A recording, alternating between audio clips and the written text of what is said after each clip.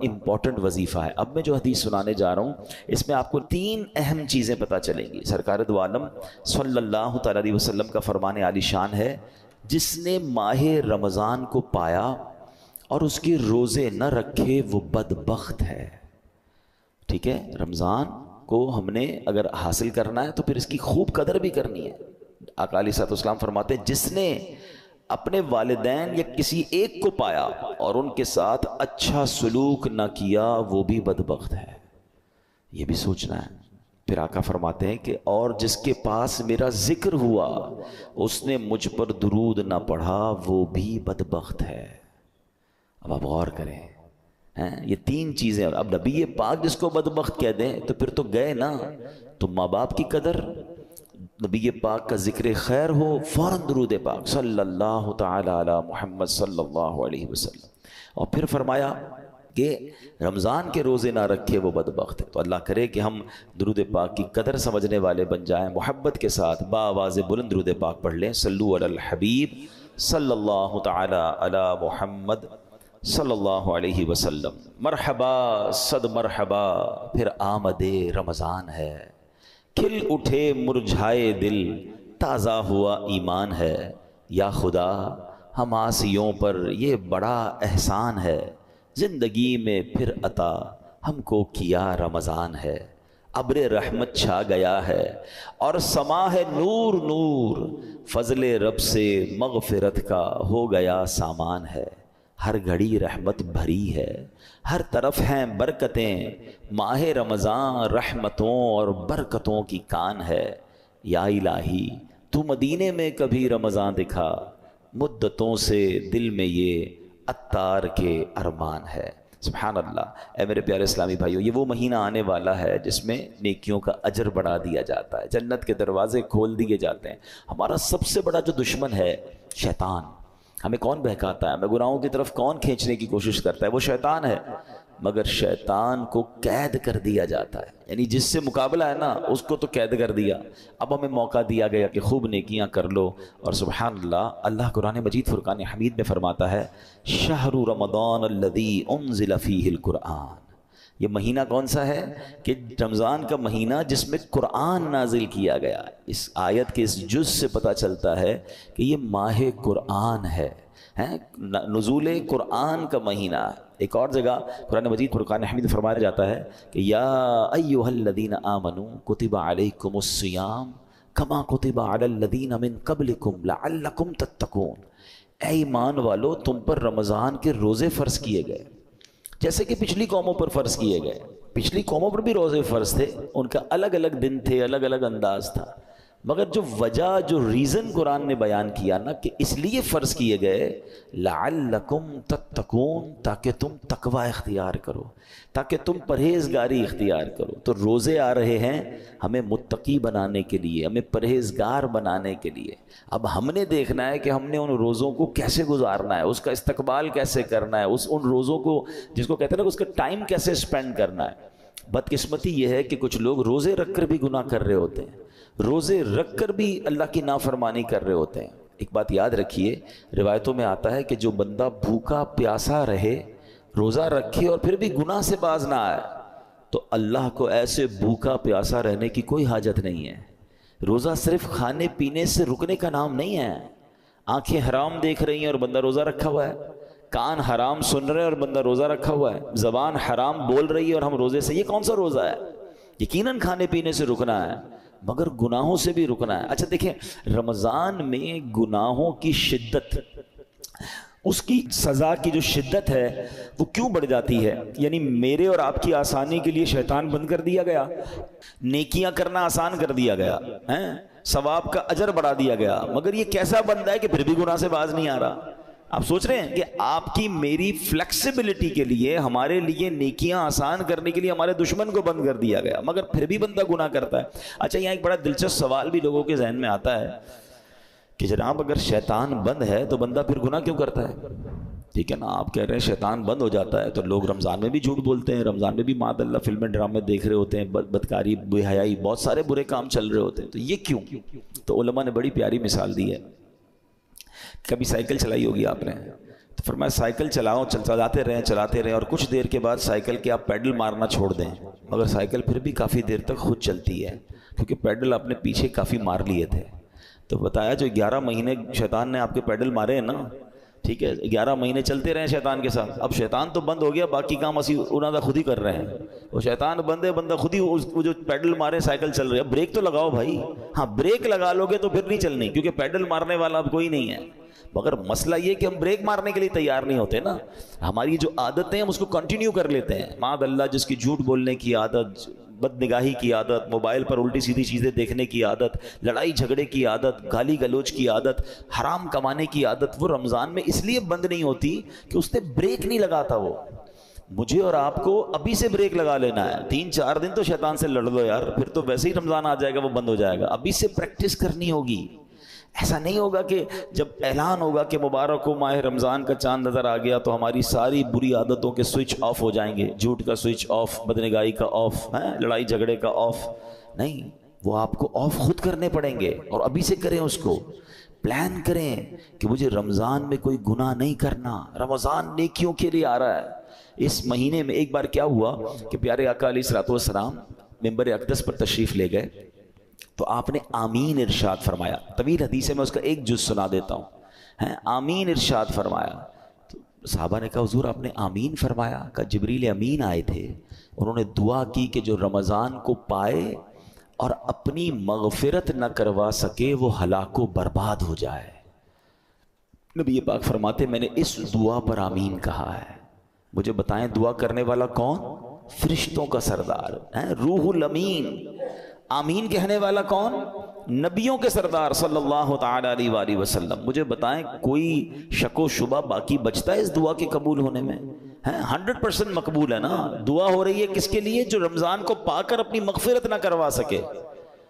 تو اب آپ بتائیے کتنا کانشیسلی رمضان گزارنا چاہیے، کتنا فکر کے ساتھ رمضان گزارنا چاہیے کہ یار کچھ بھی ہو جائے میں نے رمضان میں اللہ کو راضی کرنا ہے، میں نے مغفرت لینی ہے، میں نے اس کو ضائع نہیں ہونے دینا ہے۔ تو اس کے لیے پریپریشن کریں نا، اس کے لیے تیاری کریں، اپنے ذہن کو فریش کریں، سوچیں میں نے رمضان کیسے گزارنا ہے، آ جائے گا تو دیکھ لیں گے۔ نہیں، آپ کے گھر پہ کوئی مہمان آنے والا ہو، ایسے کرتے ہیں کہ یار آ جائے گا تو دیکھ لیں گے؟ نہیں یار، اس کو کھلانا کیا ہے، بٹھانا کہاں ہے، انتظام کیا ہوگا۔ پھر جتنا اہم مہمان اتنی زبردست تیاری کرتے ہیں آپ، گھر بھی سجاتے ہیں، بعض اپنے گھر کو صاف کرتے ہیں کہ یار بہت اہم مہمان، ایسا مہمان جس کا برسوں سے انتظار تھا، میرا سب سے بیلوڈ، سب سے پیارا آ رہا ہے، تو آپ اور تیاری کرتے ہیں، اس کے استقبال کی تیاری کرتے ہیں، اس دن اچھے لباس پہنتے ہیں۔ تو کیا ایسا نہیں ہو سکتا کہ ماہ رمضان کی آمد سے پہلے ہم گھر میں صفائی ستھرائی کریں، گھر میں خوشبو لگائیں، اپنے لیے اچھے لباس، صاف ستھرے لباس تیار کریں، مینٹلی پریپیئرڈ کریں اپنے اور اپنے بچوں کو بھی۔ ہمارے بچوں کو بھی بعض اوقات نارمل لے رہے ہوتے ہیں، اچھا رمضان آ گیا ٹھیک ہے، نہیں، اللہ کرے کہ ہمارے گھر میں، ہماری فیملی میں، ہمارے خاندان میں، بلکہ ہمارے ملک میں، ساری دنیا میں ایک شور ہو، ایک خوشی کا سما ہو، مبارک ہو رمضان آنے والا ہے۔ Be prepare yourself. صحابہ کرام پریپریشن کرتے تھے۔ آپ کو پتہ ہے لوگ اپنے کاروبار سمیٹنا شروع کر دیتے تھے کہ یار رمضان میں زیادہ کام نہیں کرنا ہے، پیسے دینے تو دے دیے، لینے ہیں تو لے لیے۔ یہاں تک کہ جو حکام ہوتے تھے، جو ججز ہوتے تھے، جن کو معاف کرنا ہوتا تو معاف کر دیتے تھے، جن کو سزا دینی ہوتی تھی، یعنی جو چاہتے تھے کہ رمضان سے پہلے چیزیں کمپائل ہو جائیں اور پھر ہمارا فوکس جو ہے وہ رمضان میں عبادت پر رہے۔ یہاں تو ایسا ہے ہی نہیں۔ کچھ لوگوں کو تو پرواہ ہی نہیں، بلکہ الٹا ہو رہا ہے۔ کچھ لوگ ہو سکتا ہے کہ رمضان میں زیادہ پیسے کیسے کمانے اس کی تیاری میں لگے ہوئے ہوں گے، کچھ یہ بھی پریپریشن چل رہی ہوگی، یہ بھی سٹاک لے لو، یہ بھی خرید لو، اس کے ریٹ بڑھ جائیں گے، اس کو جناب اس میں بہت کمائیں گے، پھر آخری عشرے میں الگ کمائیں گے۔ رمضان کاروبار کے لیے نہیں، رمضان کھانے پینے کے لیے نہیں، رمضان تو مغفرت کروانے آ رہا ہے۔ آپ کو پتہ ہے پچھلے رمضان میں کئی لوگ ہمارے ساتھ تھے، وہ آج ہمارے ساتھ نہیں ہیں۔ ہمیں کیا معلوم، پہلے تو اللہ سے یہ دعا کرتے ہیں کہ یا اللہ خیر سے، عافیت سے ہمیں رمضان سے ملا دے۔ بڑی پیاری دعا ہے نا، اللہم بلغنا رمضان بالصحت وعافیہ، اے اللہ ہمیں رمضان سے صحت اور عافیت کے ساتھ ملا دے۔ پہلی دعا تو ہماری یہ ہے، اور پھر دوسری دعا یہ ہے کہ اللہ یہ رمضان ہمیں ہماری مغفرت کا سامان بن جائے۔ کیا پتہ یہی آخری رمضان ہو ہمارا، تو ہمیں اس کی قدر کرنی ہے، ذہنی طور پہ تیار ہو، بلکہ میں تو مشورہ دیتا ہوں فزیکلی بھی تیار ہونا شروع ہو جائیں، زیادہ محنت کے کام تھوڑا کم کر دیں، تھکاوٹ والے کام کم کر دیں، زیادہ ٹریولنگ کم کر دیں، کیونکہ اگر آپ کی طبیعت خراب ہو گئی ہے، اگر جس کو فکر ہے نا کہ میں نے پورے روزے رکھنے ہیں، پوری تراویحیں پڑھنی ہے، تو وہ اپنے آپ کو ذرا سیکیور کرے گا۔ آپ کو پتہ ہے جس کی شادی ہوتی ہے کیا کہتے ہیں دولہے کو، بھائی ذرا خیال رکھنا، شادی والے دن ہی بیمار مت ہو جانا، شادی سے 4 5 6 دن پہلے 8 دن پہلے اس کو ریسٹ کرواتے ہیں، اس کو زیادہ ٹریول نہیں کرواتے، ٹھیک ہے اچھی بات ہے، ایک بڑا ایونٹ ہے۔ تو جس طرح اپنے گھر کے کسی بڑے ایونٹ کی آپ پریپریشن کرتے ہیں، یو شوڈ تھنک اباؤٹ رمضان، یہ اللہ کی طرف سے تحفہ آ رہا ہے، یہ وہ مہینہ ہے جو میری مغفرت مجھے بخشوانے آ رہا ہے۔ مولا علی شیر خدا کرم اللہ تعالی وجہ الکریم کیا فرماتے ہیں، اس کا مضمون ہے آپ کے قول کا، اس امت کو اگر اللہ کو عذاب دینا ہوتا نا، اللہ کی رضا یہ ہوتی کہ اس امت کو پنشمنٹ ملے، تو اللہ انہیں رمضان اور قرآن عطا نہ فرماتا۔ یہ 2 چیزیں ایسی دے دی ہیں نا، جس کو پکڑ لو نا سبحان اللہ پھر بیڑا پار ہے۔ ہاں رمضان اور قرآن دونوں قبر میں شفاعت کرتے ہیں۔ کیسے؟ رمضان کہتا ہے یا اللہ میں نے اس بندے کو جو ہے وہ کھانے پینے سے روکا تھا، دن میں کھانے پینے سے روکا تھا۔ قرآن کہے گا مولا رات میں نے سونے سے روکا، یہ قرآن پڑھتا تھا، تراویح سنتا تھا۔ تو جس نے رمضان اور قرآن کو تھام لیا نا، یہ دونوں آپ کا کام کریں گے، یہ شفاعت کریں گے قیامت کے دن۔ مگر جو نہ دن میں روزے رکھے نہ رات تراویح پڑھے، جو نہ دن میں عبادت کرے نہ دن میں اللہ کو راضی کرے نہ رات قرآن سے محبت کرے، تو وہ کیا کہاں جائے گا؟ Try to understand. ایک حدیث، اتنی حدیثیں میں آج بہت ساری چیزیں لے کر آیا تھا، مگر میں آپ کو کہوں کہ اگر رمضان کی فضیلت پر صرف ایک حدیث جو نبی پاک نے فرمائی نا، 1 لائنر، عقل مندارا اشارہ کافی است، کہتے ہیں نا عقل مندوں کے لیے اشارہ کافی ہوتا ہے۔ آقا کی ایک لائن کی جو حدیث ہے نا، سرکار دو عالم صلی اللہ علیہ وسلم فرماتے ہیں اگر میری امت کو معلوم ہوتا کہ رمضان کیا ہے، اگر میری امت کو معلوم ہوتا کہ رمضان کیا ہے، تو وہ تمنا کرتے کہ سارا سال ہی رمضان ہو۔ That's it۔ اسی سے بندہ سمجھ جائے کہ it means very big special, not only special۔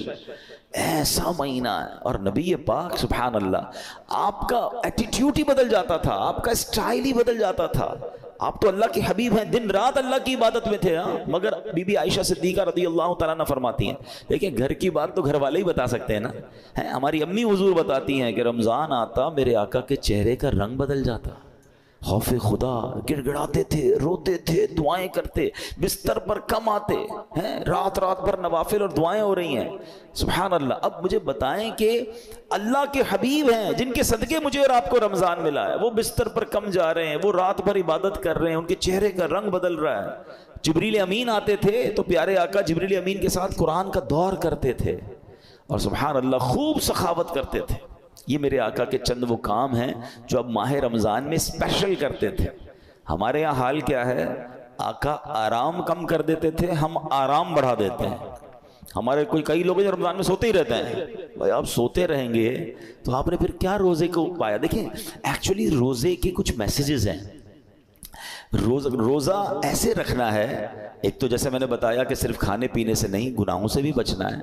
دوسرا آپ کو نکاہت فیل ہو، اس کا ایک مقصود ہے کہ جب عصر کے بعد خاص طور پہ ماشاءاللہ کئی لوگ میں جانتا ہوں، مجھے یہاں بھی نظر آ رہے ہیں، مزدور بھی ہیں ہمارے بھائی، نوکری پیشہ بھائی بھی ہمارے بیان میں آئے ہیں، تو یہ مجھے تو ان پہ یقین کرے رشک آتا ہے، اصل روزہ ہی ان کا ہے۔ ایسے بھی ماشاءاللہ ہیں جو صبح 8 9 بجے سے کام پہ جاتے ہیں اور محنت مزدوری بھی کر رہے ہوتے ہیں، اور سبحان اللہ روزہ بھی رکھتے ہیں۔ اللہ ان کے صدقے ہم ناکاروں کا روزہ قبول فرما لے۔ اب میں کئی وہ ہیں جو ایئر کنڈیشن روم میں بیٹھے رہتے ہیں، کام بھی ہے تو ٹیلی فون پر کام کرنا ہے، نو ڈاؤٹ روزہ ہمارا بھی ہے، لیکن اصل روزہ تو ان کا ہے نا، جو اتنی محنت کر کے بھی روزہ چھوڑتے نہیں ہیں۔ ہاں چھوڑنا نہیں ہے، یہ نہیں کہہ سکتے کہ یار میرا بڑا محنت والا کام ہے، بڑی مزدوری والا کام ہے۔ روزے سے مت کہو میرا کام ہے، کام کو کہو میرا روزہ۔ آپ کام کم کر دیں، تھوڑا کر لیں، مگر روزہ نہیں چھوڑ سکتے۔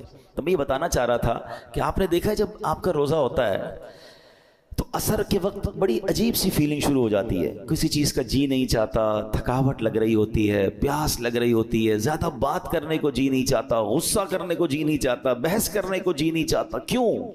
کیونکہ ہماری باڈی میں اب انرجی کم ہو گئی ہے۔ تو اس میں پتہ ہے میسج کیا ہے؟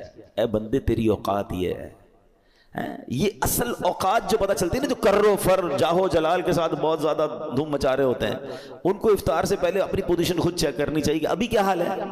اور یہ صرف 12-15 گھنٹوں کی مار ہے. اللہ پاک چاہے تو تمہیں ساری زندگی ایسے رکھ سکتا ہے نا، افطار کے بعد سیٹ ہو جاتے ہو، لیکن یہ افطار سے پہلے کی کیفیت عاجزی کی کیفیت ہے. بندہ سمجھے کہ یہ میری اوقات ہے. دیکھیں اللہ کرے میسج لینے والے بنے ہم، ورنہ نہیں لینے والے تو کچھ نہیں لیتے. اسی طرح جب میں اور آپ بیمار ہوتے ہیں، ہلکا سا بخار ہو جائے، پیٹ خراب ہو جائے، وہ کہتے ہیں نا پنجابی وچ لگ پتا جاتا ہے ساڑی اوقات کی ہے. نہ بستر سے کھڑے ہونے کی ہمت، نہ بات کرنے کی ہمت، سردی لگ رہی ہے تو گھر والے کمبل اڑا رہے ہیں. کیسا بندہ جس کے جناب جاہو جلال، جس کے روب و دبدبا ہے، بالکل ایسا ہو جاتا ہے کسی کام کا ہی نہیں ہوتا ہے. لیکن بات یہ کہ اس سے بندہ میسج تو لے کہ یہ میری اوقات یار، ایک بخار، ایک پیٹ کا درد، ایک جناب گڑبڑ ہوئی طبیعت میں، بالکل میں تو 1 2 3 ہو گیا. تو میسج لو اس سے کہ یہ میری اوقات ہے. میں کس بات کا جناب اتراتا ہوں، کس بات کا کرتا ہوں. میرا رب چاہے تو ساری میری انرجی مجھ سے واپس لے سکتا ہے. پھر روزے میں افطار سے پہلے ایک اور میسج لینا ہے. وہ میسج یہ ہے کہ ہمیں یہ پتا چلتا ہے کہ بھوک کیسا بندے کو توڑ دیتی ہے.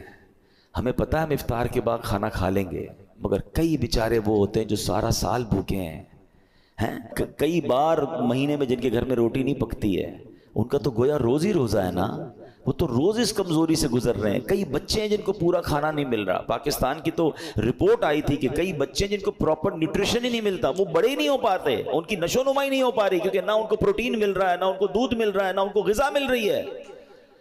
تو جو امیر بھی ہے نا، اس کو بھی مزہ چکھا دیا گیا ہے، اس کو بھی سمجھ لو غریب کا احساس دلایا گیا ہے کہ افطار سے پہلے اپنی حیثیت دیکھو کہ جو تم اب اس وقت فیل کر رہے ہو سکتا ہے کئی لوگ ایسے ہو جو ساری زندگی یہ فیل کر رہے ہیں. تو اللہ کرے کہ یہ میسیجز تو لینا یار. تو یہ ہے روزے کی اصل، جس کو کہنا کہ بندہ گناہ سے بھی بچ رہا ہے، کھانے پینے سے بھی بچ رہا ہے. اب افطار کے وقت ہاتھ اٹھا کر پھر دعا کرنی ہے.